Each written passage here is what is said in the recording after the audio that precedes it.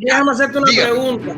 Déjame hacerte una pregunta, Ariel. Mira, yo lo que estoy viendo últimamente es un interés personal, es una lucha individual por un interés personal. Eh, Se tumba la dictadura, se restituye la Constitución de 1940, gobierno de la transición, elecciones libres, se acabó el cuento. Vi una pregunta que decía ahí, que explique la legalidad del gobierno de la transición. En todo país, las constituciones prevén que pueda ocurrirle cualquier accidente al presidente, una enfermedad, lo puedan matar, cualquier cosa le puede suceder al presidente. Luego entonces, si el presidente desaparece, quedaría en su poder, en su posición, el vicepresidente. Si desaparece también el vicepresidente, todo debe estar, es una escalera de prevención. Si desaparece el vicepresidente, pues entonces quedaría a cargo el presidente de la Cámara del Senado. Si este desaparece también, le correspondería al magistrado más antiguo, el que tenga, no por edad, sino el que tenga más tiempo en el estatus como magistrado. Esto aparece también en la Constitución nuestra del 1940. En esa etapa nos encontramos en el año 59. O sea, si nos trasladamos un poquito antes, en el año 52, Batista le da el golpe de Estado a Carlos Prío. Carlos Prío no reclamó la presidencia, o sea que tuvo que mantenerse al margen porque Batista ocupó lo que era el poder ejecutivo, no así el poder judicial ni el poder legislativo. Luego entonces tenemos que en el año 59, después que Fidel asaltó el Moncada, que prometió que restituir la Constitución del 40, y en la Sierra Maestra él también dijo que iba a restituir la Constitución del 40 y que esa era la causa de la revolución, restituir la Constitución. Bien, estamos claros hasta ahí. Retomemos lo que es el magistrado más antiguo.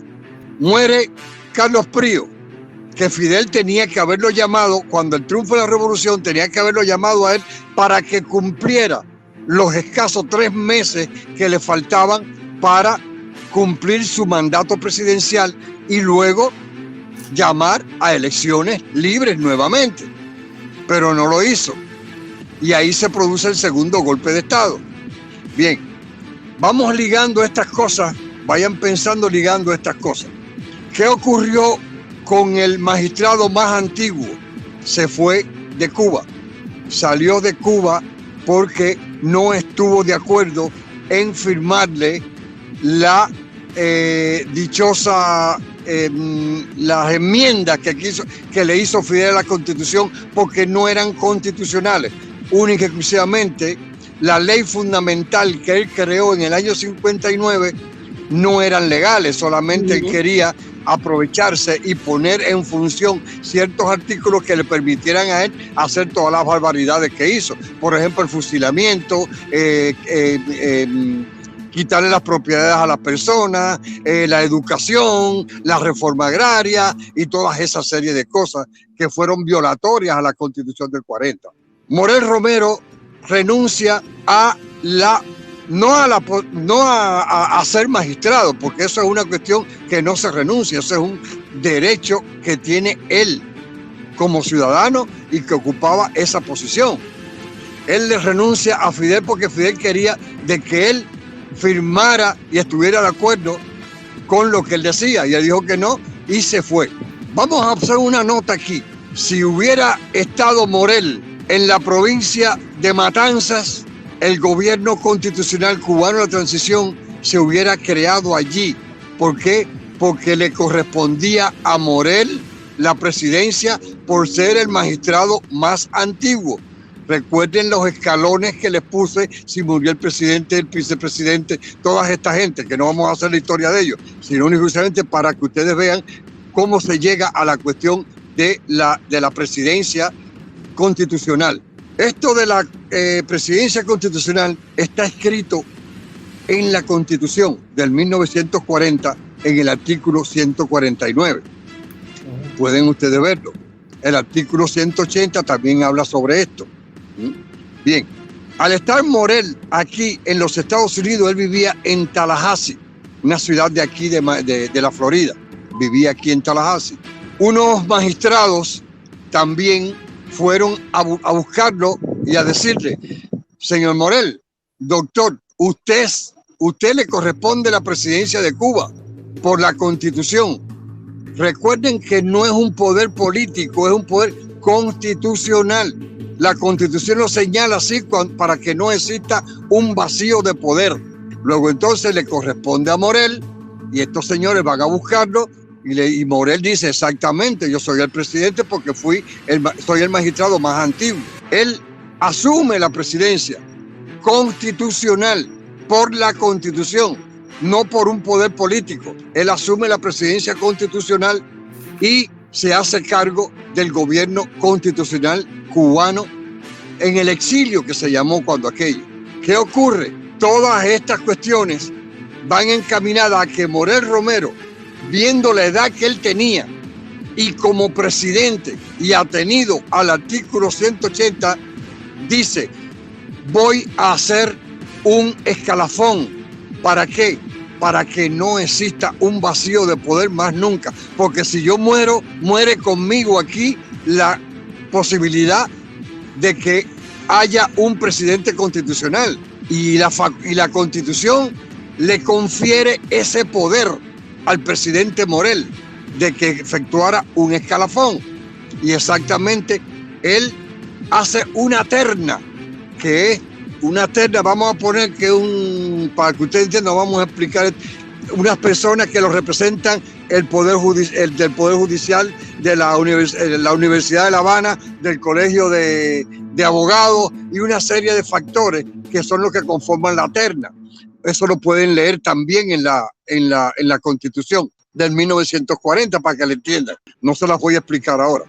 Bien, él forma esa terna y la terna, el único trabajo que tiene es localizar dónde están, quiénes son los magistrados cubanos que están aquí aquí o en cualquier parte del mundo, dónde están localizados. ¿Para qué? Para hacer una lista y por la antigüedad que tengan, como la tenía Morel, puedan sucederlo a él en la presidencia. Y eso sucedió. Muere Morel, pero ya estaba hecho el escalafón. Y ese escalafón es que nosotros seguimos hasta el momento. Cuando desaparece un presidente, muere, renuncia, como el caso anterior de Julio Garcerán de Val, que renunció, y lo siguen ocupando los otros magistrados que tienen más antigüedad dentro de la magistratura de Cuba. Eso, a grandes rasgos, para que lo vayan entendiendo, es lo que sucede. Esa es la legalidad del gobierno constitucional cubano en la transición. Déjame hacerte una pregunta, Ariel. Mira, yo lo que estoy viendo últimamente es un interés personal, es una lucha individual por un interés personal. Se tumba la dictadura, se restituye la Constitución de 1940, gobierno de la transición, elecciones libres, se acabó el cuento. ¿Es así o me faltó un pedazo? No, es así exactamente. Lo único y hay mucha gente, te faltó hay mucha gente, espérate, Ariel, si hay mucha gente que tienen un interés marcado, y lo voy a decir así con toda responsabilidad, con la transición, y son gente que le he preguntado, ¿tienen aspiraciones políticas? Y han dicho que sí. Si tienen aspiraciones políticas, ¿por qué no esperan al momento de las elecciones libres pluripartidistas? ¿Por qué quieren dar otro golpe de Estado en la transición? Y acuérdate que estamos hablando de lo que no ha llegado, porque tenemos que hacer el paso 1, que es tumbar la dictadura. Eso tú tienes mucha razón. Vamos a pasar a explicarle cuál es el papel que juega el gobierno constitucional en la transición. Ok. El gobierno constitucional no es un gobierno político, porque cuando se está en la presidencia deja de ser partidista, no puede ser político, porque tiene que tratar de agrupar a todos los sectores políticos, los sectores civiles de la población para trabajar juntos en bien de la patria. El gobierno constitucional lo que se encarga es, por ejemplo, de garantizar que exista comida, alimento para toda la población, garantizar los servicios médicos, garantizar la seguridad de la población y que todos los ministerios empiecen a trabajar desde ese preciso momento. Empieza la reconstrucción de los edificios, empieza la infraestructura a recuperarse, empiezan las industrias, la industria privada, se abre, el ciudadano puede crear su propio negocio, o sea, que es la entrada de la república, de la nueva república, que es para todos. No es el gobierno, el gobierno no tiene que meterse en ningún problema de dirigir esto o dirigir lo otro. Puede orientar. Déjame hacerte nada una más. pregunta. Ariel, Dime. ¿me escucha? Ok. Dime. El gobierno de la transición va a estar ahí aguantando el país mientras ocurre la transición al presidente elegido por el pueblo de Cuba por 18 meses. ¿Eso es así? Es así. Se va a señalar en los primeros 3 meses, tiene que señalarse lo que es la fecha cuando se van a realizar las elecciones. Okay. Pero el gobierno de transición tiene que seguir trabajando porque no podemos parar. Espérate, espérate. Espérate. En el momento que ya se ponga fecha a las elecciones y ya Cuba elija su nuevo presidente, ya ahí se retira el gobierno de la transición. Bueno, pero precisamente eso es correcto. Cuando se hagan las elecciones, pero es que primeramente hay que hacer muchas cosas, hay que explicar a la gente qué es lo que hay que hacer, qué es lo que se tiene que hacer. Hay que citar, hay que realizar hay que ver el problema de hacer el censo para hacer las elecciones. Claramente. Hay que mantener a la gente, hay que darle comida y medicina, todas esas cosas. Mientras eso no llega cuando llega el día de las elecciones, que ya el pueblo está encaminado, todo lo demás que se ha puesto en orden para trabajar, echar a andar la república, pues entonces se le entrega, se hacen las elecciones, el partido que ganó se le entrega el poder y ya el gobierno constitucional desaparece. Y yo me voy a sentar allá en Santiago de Cuba bajo una mata a que me piquen las hormigas. Déjame hacerte una pregunta, Ariel. Esa es la situación. Déjame hacerte una pregunta. ¿El tiempo está determinado para que sean 18 meses o puede ser más de 18 meses? No puede ser más de 18 meses. A los 18 meses todo tiene que arrancar la república con un nuevo presidente. No puede haber 18 meses, un día, un gobierno de transición. Ok.